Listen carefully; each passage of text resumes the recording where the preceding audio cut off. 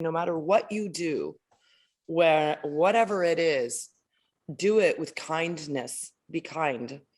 Kind is king. And that's not from me. Many people before me have said that kindness is really the e-ticket.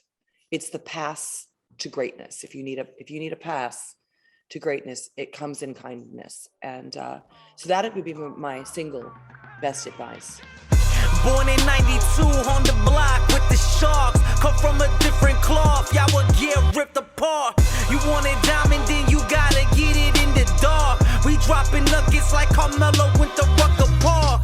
Now we eating from state to state, we scrape the plate. I put my eggs in a basket, took a leap of faith. I took a chance, now we grow and see the impact. Decoding success with special guests, now let's bring Matt.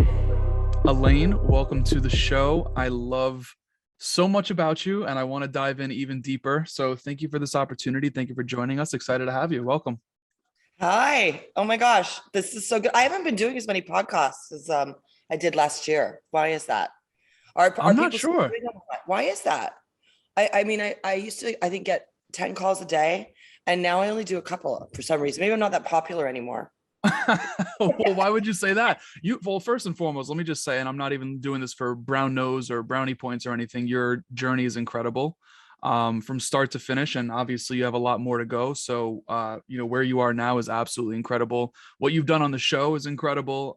So I'm sure that you will have more podcasts knocking on your door very soon. I would bet my bottom dollar on that. Well, one of the things I think it's interesting about, certainly not always, people don't say it all the time, but doing a television show that's a reality show, it's your whole life's condensed into just a couple of, hours of TV. And that particular show, albeit, it was 90 days to film it, right? And there was like a couple of weeks of when you're done, they cut it all up. They call it post-production. I don't know anything about television, so there you go. And what I found interesting about it was that, while it appears on the show that it's like go, go, go, if you're an entrepreneur, a true entrepreneur, your life is like that anyway. Right. So for me, that's just a bucket of business that's sort of in the bucket now, right? It's done. And I'm on to something else immediately. And then that's in a bucket. So I don't kind of look back at it like, oh, that, I don't. It was a great experience, but it is truly how I live my life, right? So let's get something really epic done today. What are we going to finish today? What's next on your list? Would you do TV again? I'm working on a couple of things. They're not necessarily television to do TV, but there is, obviously they're interesting enough to watch, to follow around. In terms of the forum of teaching or learning or documentary style about something that's important to our, environment or economic status or state of things, then yes, I would be happy to have a camera. But for other reasons, no, I'm not interested at all. No, I don't. Yeah, I don't think it's like, even not to be like, I love when I watch my Instagram, Lipstick Farmer, by the way, if you want to hashtag Lipstick Farmer. I love all the stuff on Instagram, but if I start to watch the video part, the one in the little button in the middle on the bottom, the Absolutely. video, you lose like 25 or 30 minutes in like 1 second. Watching like horses jump and a guy wrestle an alligator. And then there's it's the black hole of time. What are we doing with this Instagram thing? So I've been like, I'm like, no. I don't, no. How do you keep yourself detached? Because listen.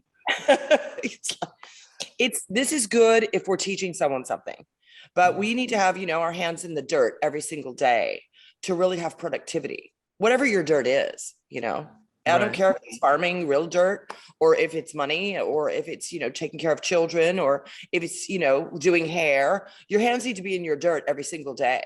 Practice, Right. Absolutely. I want to go through your journey. I done as much research as one could do. Somewhat of an investigator here. I want to go back to your teen years because you broke into industries, you spearheaded things, it's incredible. I always ask the question, who was XYZ in high school? So I'm going to ask you, who was Elaine in high school? So the funny thing about Elaine in high school is I had kind of a weird high school. My mom and my father, right? My mom and dad we were military brats. So Mm, if you know anything about the military, you transport, your family with you on each whatever excursion you are on. And they're called all different things. You're either, deployed, which then you don't go, or you're on like a TDY where you're in a location and your father goes somewhere, or you're stationed somewhere, right? So we were stationed in Germany around the time I was going into high school. So, and my father was retiring. So he retired in Colorado, and I showed up, a little bit later than probably, people that had been in high school and knew everyone. And so I was kind of just dropped into a scene, mm. my high school scene. And I had a great experience that no one else had, which probably, molded me to some degree. Overland High School had not been built yet. And when it was being built, the first freshman class was the only class in the school. So we didn't have upperclassmen, which is, you know what I mean? Now, imagine going to high Absolutely. school and you're always a senior. So we were always in charge. So I think that high school molded me in that I was always in charge of everything. I was in charge of everything in high school. So I didn't know not to be in charge. It's true, and as far as, college, and, I kind of happened upon college. So what happened is I went to Arizona to actually to Lake Havasu. For all of you kids who think Lake Havasu is all bad, okay, I basically founded Lake Havasu. So there you go. I went to Lake Havasu with some friends to go in boats and tie them up and just be drunk and jump off the rocks. It's a great thing. It's super fun when you're 18.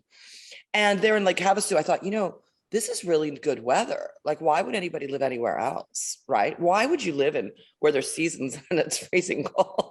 Who wants to navigate weather? And I went to Arizona State University by literally walking into the admissions office and saying, hi, do you guys have any classes left? And they're like, what's your major? I go, I don't know. What do you have left? I don't care, really, So there you go. Public relations and communications, college. Bang, There you go. I love that. right there you go.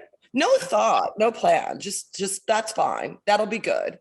Dad, I'm gonna stay in Arizona, I like it here, do you mind? So talk to me about your experience abroad. I think that's a very unique experience nonetheless. And I believe I read something along the lines of you being in Germany, England, Italy. What was that like? What did you learn? Everything. Well, my mother's English and she's an orphan. In the 40s, England was at war, right? And I don't think anyone here really understands what war is because we've all had war abroad, It's not Right. different when war is war. And it's not, look at what we do with 9/11 or Pearl Harbor Day, right? That's war on your own soil, right? And even Pearl Harbor, none of the kids today know what it is. By the way, December 7th is coming up, Pearl Harbor Day. God bless everybody on Pearl Harbor Day. But we don't know what war is. And when you live in a foreign land, right? They know what war is in a very different way than America does. It's not saying that we haven't had them. We've had our turf wars. We definitely have, and we could even be there again the way we're carrying on. But in reality, Europe is historical in that it has fought its battles to be what it is. And so at a very young age, I was able to decipher the difference of a land that had been successful and then had its failures and then been successful and had its failures at a very young age. Ruins, go walk through an old castle with big walls. I mean, what a lesson as a child, what was this for, mommy? What are those holes for? Oh, those are where gun turrets were, like, what is that? What is this? What is this graveyard? Have you ever seen Pompeii? I mean, most people have never seen like some of the, the Leaning Tower of Pisa. I mean, these are little things that are absolutely fascinating, as a child. And so by the time I arrived to the United States, right, my mother had driven us everywhere in a Combi Volkswagen van and her old Jaguar, as she says, and in the Jaguar. We'd gone everywhere. And my father was, in the military, so he's gone a lot, right? So you have a lot of time. And she, being an orphan, didn't know any different. She has no fears or, concerns about, or how to bring a family up. She was just a white canvas in raising kids. So get in the van and we're going to Jesolo. Get in the van, we're going to Bavaria. Right. No, that's incredible. I think it's really remarkable. I'm trying to connect the dots here because you spearheaded initiatives within male dominated industries. Like you've literally crushed it. How does construction come about in your life? Okay, so definitely that's a calling. I think it's a calling. It started because of castles. I Okay. I was in love with architecture as a baby. I didn't know what it was called. I just thought, that's big and beautiful, and I'm going to have one day. I want another one. Mine's not going to have that wall. Mine's going to have this wall. Imagine, that's through the eyes of a child, right? I wanted a big castle with walls and a moat, and I definitely wanted a tower. I wanted a tower for sure. And maybe a guard gate, like a. I actually have been trying to get a gate that permitted in LA that goes down like that, like with a bang, instead of, who wants a gate that goes like, I want one that goes, so it's all from being a child. And then I started to design because my environment was important to me. So I would move my bed across the room and put it on the other side, or mom and dad would come home and I'd move the living room furniture around, and hidden the television. What an unsightly thing. Why is the television out? Well, just take it out when you watch it, Why does it always have to be there? I mean, in the 70s, they put them in consoles, so they look like furniture. Do you remember those? I do. Fantastic idea, right? Now we have flat screens. They're everywhere. They're literally like in your bathroom on the wall while you're taking it, there it is. Turn it on. Zoom on it. Why don't you? There's no privacy. There's TVs everywhere. One for everyone. And I was talking to a friend of mine who bought a motorhome. It's 35 feet long. That's a big motorhome. He likes the idea of going across with his bicycle, stuff and granola. And he's like, yeah, and it has 4 televisions. And I was like, how can you watch 4 TVs in 35 feet? Really? Why? Do you have them all running at the same time on different stations? So yes, construction became from loving and needing a very specific environment. And slowly I realized that men create different environments than women. Men are like, Bam Bam. They really are. And we're going around trying to say they're not like Bam Bam, but they are. They don't have breasts. They don't feed children. They don't birth a child. I hate that we're trying to make us all the same. And I'm having none of it. I get there's some confusion. There might be a few people that aren't sure, but there are plenty of people that are absolutely sure that they are a man or a woman. And I am 100% a woman. And I am really proud of that. And I really love it. And I love chivalry. I am not giving up chivalry. I think it's the most wonderful thing. And so that's a very different take in construction. It's a very different take in construction when you're standing there and you wait for someone to open the door for you. And it's a guy in a hard hat, that's carrying plans and all your stuff. And you're in a dress. And the boys say, why are you wearing those shoes on the job site? And where's your hard hat? And I say, well, make sure nothing falls on me and make sure that I don't trip, please. I mean, is this always going to be where women like me cannot pass? No, it's a construction site. No. Okay, well, they're quite happy to oblige. Men are very happy to oblige a woman that appreciates it. So there you go. And I'm very happy to cook a great meal for you as well and rub your back and tell you thank you for bringing home the bacon. I like it. I think it's cool. I love that. Talk to me about advice for someone finding their calling the way you did. It's really right in front of you, isn't it? What are you doing every day? What do you do every day? I bet you podcast. But you look into things. I do. I have to. It's part of the job. You're inquisitive. I appreciate that. Have you ever studied existentialism? I have not. That's a big word. I have not. I appreciate it. I will. Existentialism. What are we doing here? Why are we on this planet? The existentialists were much debunked, at the beginning of the century. They were saying, let's not talk about why we're here, right? Let's not talk about the fact that we're, here for no reason, right? Let's just leave it alone. And that was a way to create, capitalism and progress, right? How do we, make it okay to just really make a lot of money, and really create a big, big divide. And that was like kind of, I don't really think that's what existentialism represents to me, but I do think to some degree that existentialism is really the kind of the ticket to discovering what your, passion is and what your reason and calling for being here is. So study existentialism and then talk about your existential wealth, which is really, that's a kind of that, by the way, that's anyone who's, busy and doing like self-help websites and has the energy to take all the calls, do a platform. I'll help you if you like. I have a bunch of like really cool, information on existential wealth, which I made up. I totally made it up, by the way. There's no such thing, but there should be, because existentialism, like, let me give you an example, right? If you're Kobe Bryant, God love that beautiful person and his beautiful family. Your existential wealth is not how much money you have in the bank, right? Your existential wealth is how tall you are, how fast your legs are, and how well your brain sees the ball and the people, and that value that you have, the way that you play your sport, your game, the way that you put your hands on the ball and he was like magic to me, like Michael Jordan, magic.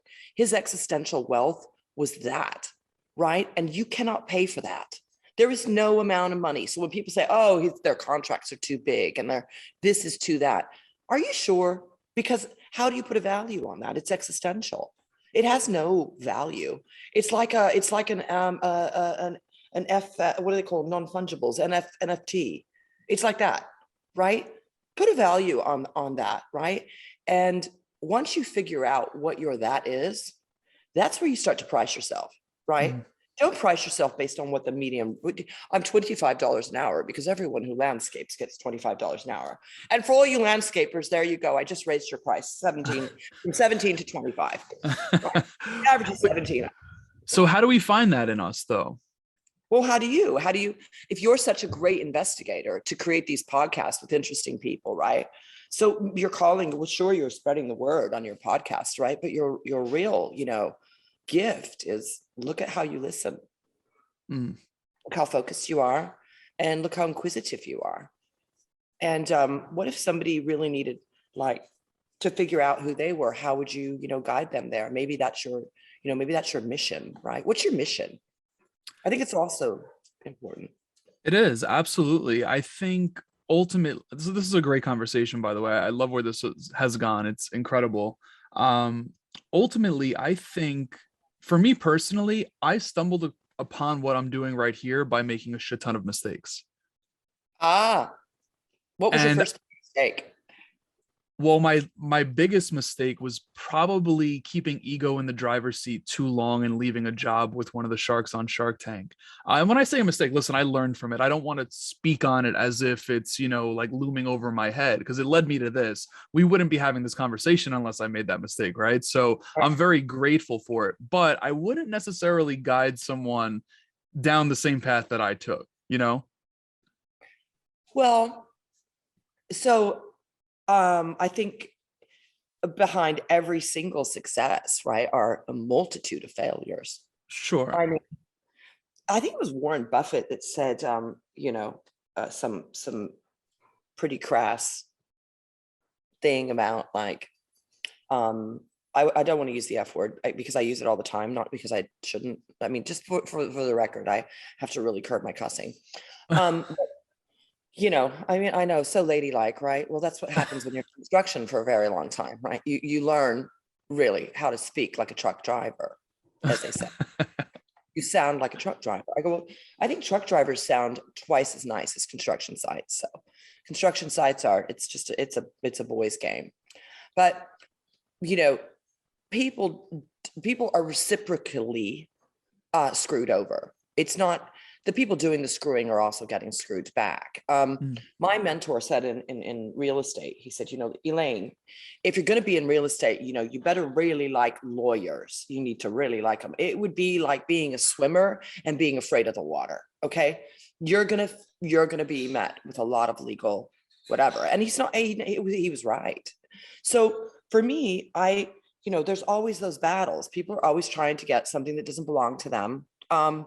And you have a lot of battles in your life, and they can be, jealousies. They can be health issues, right? You're just not strong enough. Age could not be on your side. And then you have all the battles that we talk about on television. You could be black instead of white. You could be short instead of tall. You could be unsure if you're a boy or a girl. And you start to look at whatever your battles are, right, as things that you can use to your advantage, right? So I could use my femininity, for example, as to my advantage, right? But there's a line there where your ego that you set on the table, right, is no longer your advantage. It becomes your disadvantage. For sure. And that moment, that thing that you have that you could use to work your way forward, that boldness that comes with a big ego, that incredible thing about having no concept of what failure looks like or anyone saying no to you because you're you, because that's the beauty of ego, right? Mm. You almost have to have it to get anywhere.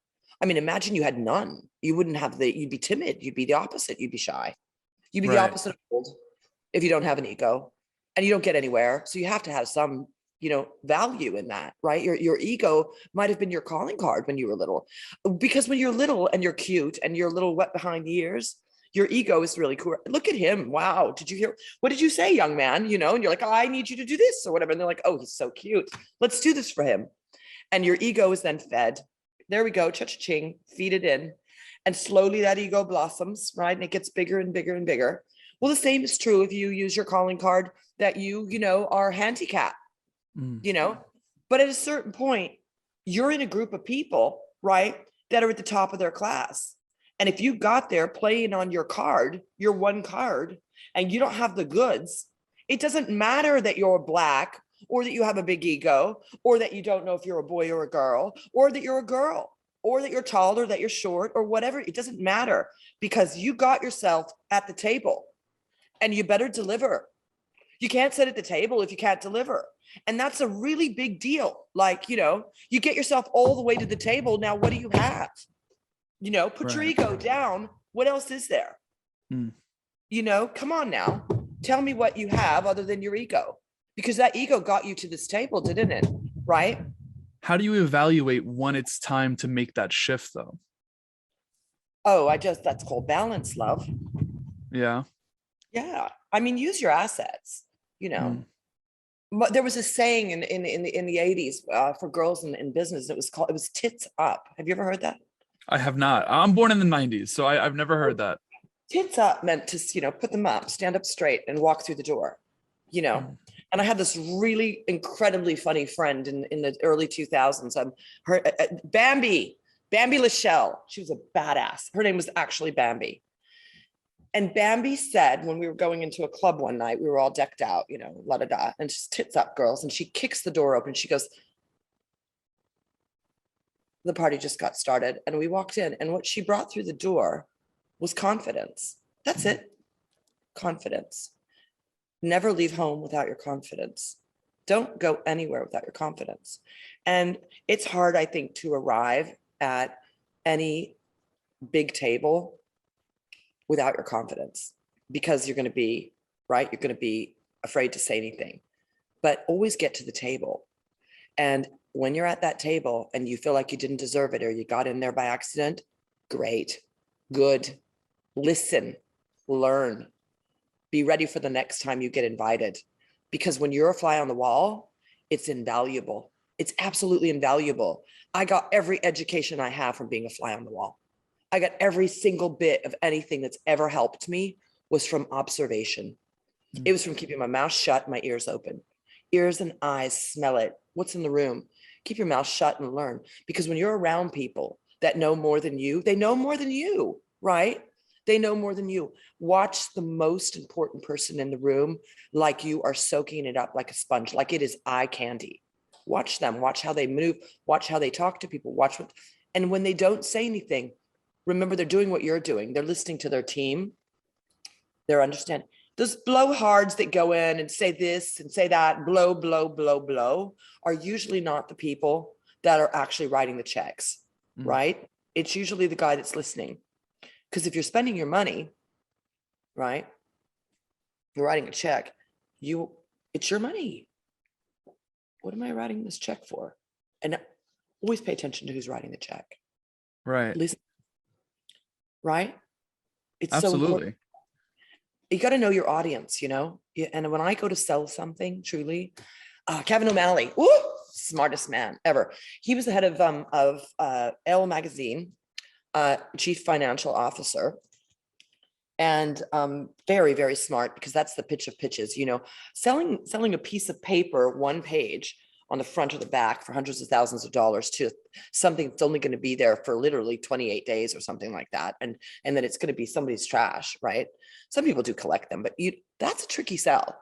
Kevin O'Malley, he said, you always want to sell your vision, right? You always do. Like, see my vision, walk with me, I want to show you my vision. But when you're selling someone something, you need to know what their vision is. What do they see? What do they need? What are they meeting with you for? What do they think they can get from you?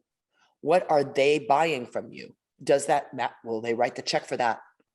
What are you looking at me for? Why are you here? And then I need to respond with all those answers. Not what my vision is. What can I do for you? How can I help you? What can my business that I have, my beautiful magazine, how can I make you a star in here? And that little selling tool is I just learned it. He just said, look, because you're pitching a very big idea. I have a very big business coming up, and it's complicated, and good things are, and for a lot of reasons. And I have to break it down, and I have to slow it down, and I have to think about each bucket of that business tranche. I like to call them tranches. Who's that client? Who is at the end of my tranche? What does that person need to get in here with me, to get into my fold? What do I need to sell them? And they're different businesses, even though they're designed to go together. And the person that I'm pitching at the end of those businesses, all three of them could not be more different. They could not be more different. I could be talking to the man on the moon and the man on Mars, or sorry, the lady on Mars. And I'm trying to create a, women in platform for what women in businesses that are, mostly male dominated, and not because I'm a women's liberal or anything like that. It has nothing to do with that. But I have found, ironically, that when you have a mixed board, of advisors or directors, meaning women and men, and every kind of old and young, I want to say blue collar or white collar. We're not allowed to say that really anymore. I think that's also like not okay. But extremely corporate and highly educated, and a little bit more loosey goosey and kind of by the seat of their pants, like how they feel the way that the business should go, because these are very valuable things. When you have that kind of crisscross applesauce in a business, you have a better balance, because you have a more relatable group of people. You're going to relate to someone, and someone is going to be your advocate, right? Absolutely. It's important. And when you're in front of a board or a big corporation, you got to get buy-in by one person being your advocate, because not everybody's going to get you. And you can't be all things to all people. That's what we do when we run for presidency, right? Oh, I'm going to do this and I'm going to do that, but really you're not. And it's not lying. It's trying to get buy-in. I mean, someone has to be in charge. And so we're all just so disillusioned and disheartened because we feel like we've been lied to. But the truth is like, that's been like that since the beginning of time. It's not new news, Right. And we kill the villain in the end, don't we? We always just like stab the villain. I'm like, nobody's a villain here. Like, it takes a lot to run a country, and kudos to anyone who would get up there and try. I mean, it's like Shark Tank, right? Not everybody's going to go in there and do that, Right. and so someone who's a bad idea, like, crucify them for their, and I just feel like, gosh, let's not. So we want to get buy-in. It doesn't matter who's president, right? It matters as a country that we're agreeing on what we need to do. And whoever that leader is, we need to support him, right? It doesn't have anything to do with who it is. The minute that you become adversarial and you lock down and you stop moving forward, you're done for. You're just wasting time, quote unquote, sitting duck president. Right. When you go into a boardroom, you need to get buy-in, and then you can move something forward. And that is when you are on your lunch break in your room with your, coworkers at a factory, and there's an issue, right? And human resources is there, and you're pitching your point of view, like, he peed in my bathroom again, and I don't like it because, I want the seat down and I have to sit on it, for example, right? You want buy-in. Now, you might not want to pitch that story, right, to the guy that did it. You might want to pitch it to your girlfriend that experienced the same thing you did. It's all about who your audience is. And then you can get a relatability, and never say anything with anger. Don't be angry. Just be poignant. What happened? I get it. I love that.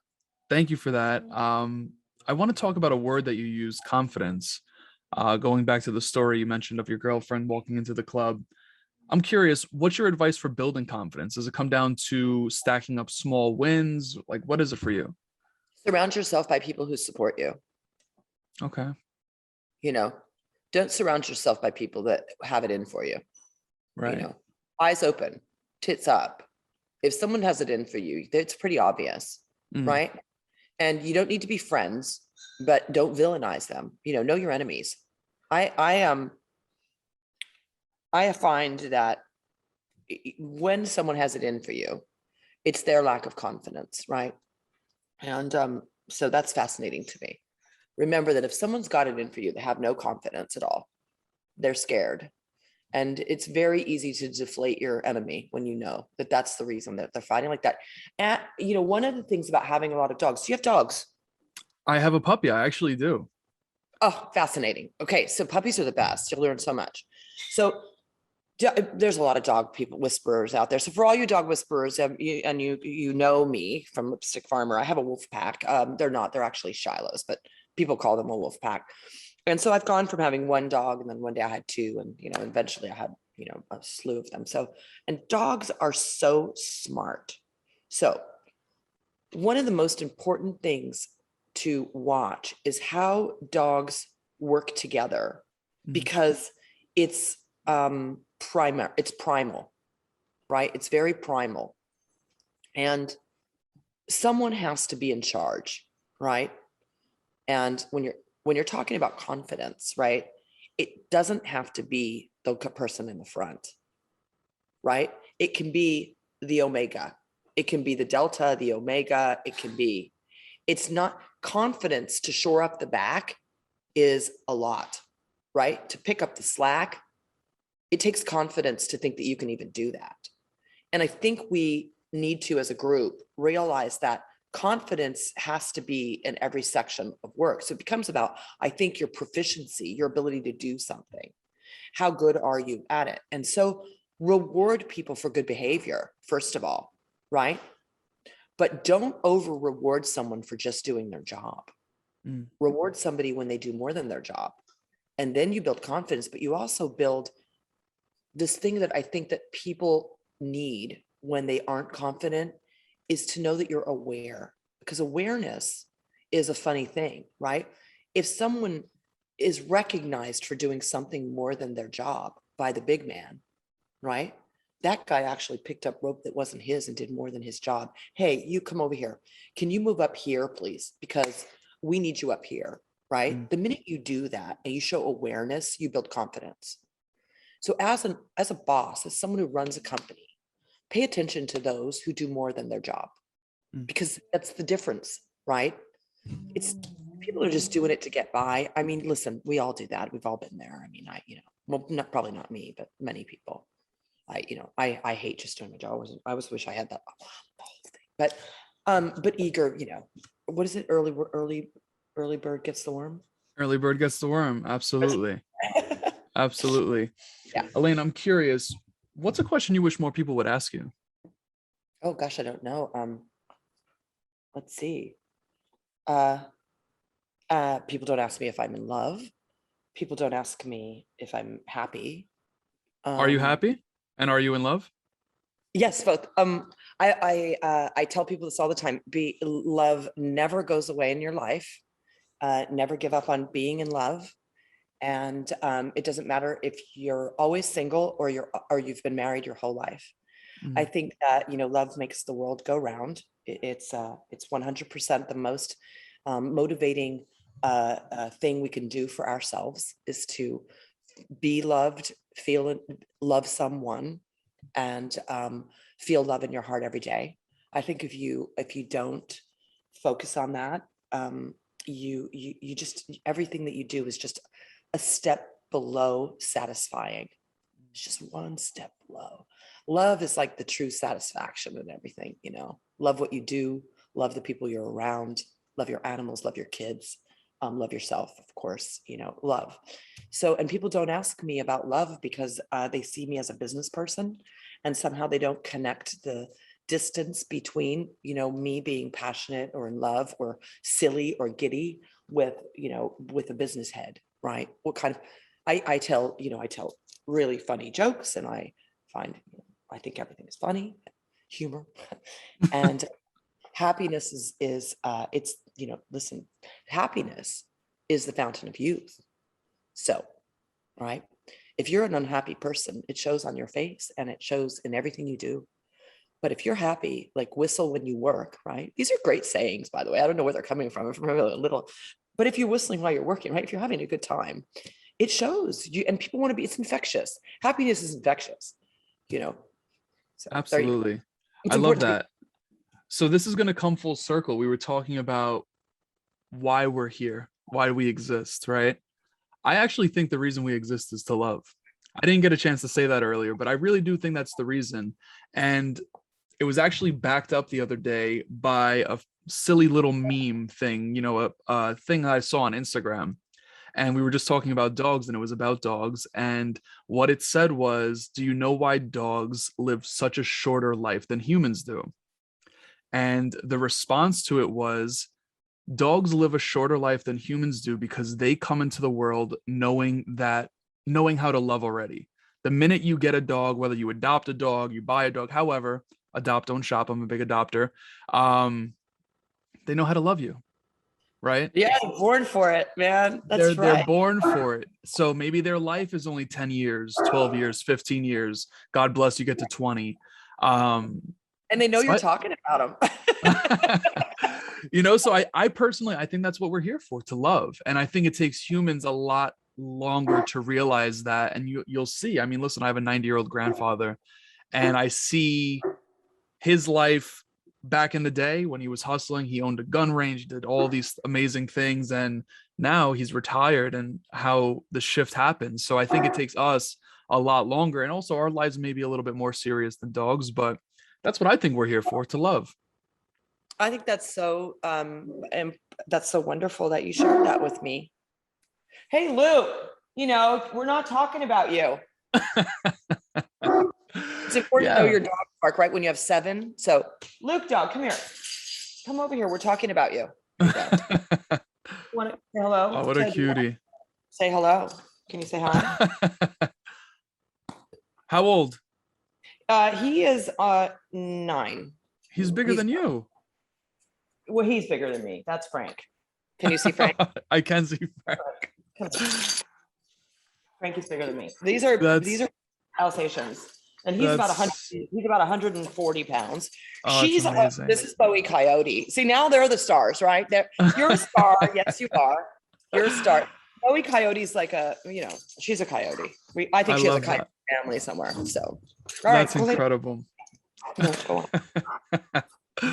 I'm going to ask you one more question, Elaine. I have one more question for you. I could honestly, and I say this quite often here, but I mean it every time I say it. Like, I could have a conversation the rest of the day with you. If Elaine was hopping on as many podcasts, she lives to whatever year she wants to live to, whatever age she wants to live to, hops on as many podcasts, does whatever she wants to do in life, but she can only be remembered for one piece of advice, what would it be? Oh, golly, that's one piece of advice. That's not fair. But you can give me 2. Okay, so many.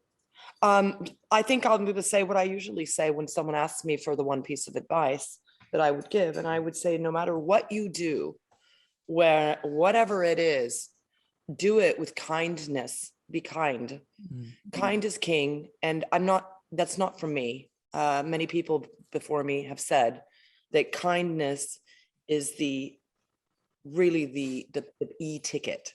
It's the pass to greatness. If you need a pass to greatness, it comes in kindness. And so that would be my single best advice.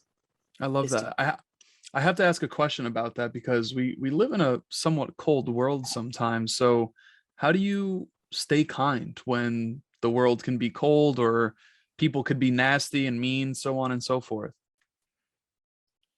one of the things that I do personally is I always take a breath when I'm mad. Mhm. I when I feel that blood boiling minute where I just want to come unhinged, I take a breath. To not lose your temper is very graceful. It is something everyone should strive to do because my brother used to, we're Irish, our family's Irish. Culotti is a married name. So my maiden name is Farrell. I'm an Irish chick, and it probably was Farrell, and we probably ate the soup. So one of the things that's important about Irish people, right? Irish people drink heartily. We are, a country of cold weather. Scotland is the same in English and Wales, and and so is a lot of Germany and a lot of Europe. Especially cold climate in Europe. Don't even get me started on the Russians and the vodka. But there's a liberation in being able to sort of roll in the snow with your man and just like pound them down. If you're in a fight with your boys in the bar, or family dinner. You stick the knife in the table and everybody's in a big fight over too much. There's a liberation in that, and I think that it's in our DNA to snap. Right? In everybody, you've got a breaking point. And because generation after generation, whether it was in County Cork, Ireland, and your grandmother threw your grandfather in a bush walking home, right? It just doesn't matter. It's in your DNA to explode somewhere, or to, be an alcoholic. Think of that, or to, have some sort of a, anxiety disorder, or whatever it is. It's all in your DNA. It's all in the genes. So you're going to, at some point in your life, have to reconcile your behavior, right? What was your part in it? Be accountable. And so for me, to stop any type of lineage and DNA that would be without understanding, without compassion, and without kindness is something you have to work on. It's like learning to walk. And you must practice to be reasonable, be open-minded, take a breath before you snap, and think about what the other person is trying to say to you, as crazy as it might sound to you. As if they're morally bankrupt or ethically completely devoid of any understanding, take a minute and just try to figure out exactly what's happened to them and why they're so crazy to you, because they're not crazy to them. And maybe they're unhinged, and two unhinged people is really bad, right? Someone has to have a sober mind. Sober mind. Sober minds. Wait till tomorrow morning. Things might be different. So yeah, that's what I do. I take a breath, a big I one. love that. I love that. Elaine, like I said, I could talk to you the rest of the day. I want to express my gratitude again for you hopping on here. I know I need to let you go. I'm going to make sure that socials, websites, all of that good stuff is in the show notes of this episode. But do you have anything going on that you might want to make people aware of? Yes, I do. If that's cool, do you mind? Please, yes. The floor is yours. So when I was in Fresno on Undercover Billionaire, the train was right across the street from Shepherd's Inn. And, during COVID, the train was running. I mean, there wasn't very many people on it, but it was a cheaper way for me to go to farm jobs than using that big car I had that was eating so much gas. And so I became a little bit more familiar with train transport than I had, ever been in. So I'm extremely interested in rail in the United States, and I've started a business that is all around rail, and it's predominantly to move food, farming, fresh farm food across the United States on American utility called railroad. And so anybody that sees a railroad or any kind of train or anything, it's a lot more important than we think. And we need to really support rail. We need to support everybody that's in rail, because talk about a man's world. Okay. And there are some incredible women in the rail industry, and it is an American utility. We have a lot of rail here, and it is an incredible way to bring community together with supply chain to underprivileged food deserts across the United States. It's the least expensive way to do it. It's the most efficient way to do it. And I would hope that everybody who knows me would know that I've really done a lot of research on how important this is. And anyone that wants to help me in any way with moving food across the US to underprivileged food deserts and people that really don't get fresh produce and fresh everything, I am like all about it. I'll take your calls, I'll take your money, I'll take everything you have to give me. I'll take your time. It doesn't matter. I I'm love not that. shy at all. That's incredible. I love yeah, that. Amazing. Amazing. Elaine, thank you again for this opportunity. Truly appreciate it. You bet. And it was great to meet you. And I'm so happy that, hey, keep inventing, keep it. Thank you. I'm going to try. Yeah. Okay. Born in 92 on the block with the Sharks. Come from a different cloth, y'all would get ripped apart. You want it diamond, then you gotta get it in the dark. We dropping nuggets like Carmelo with the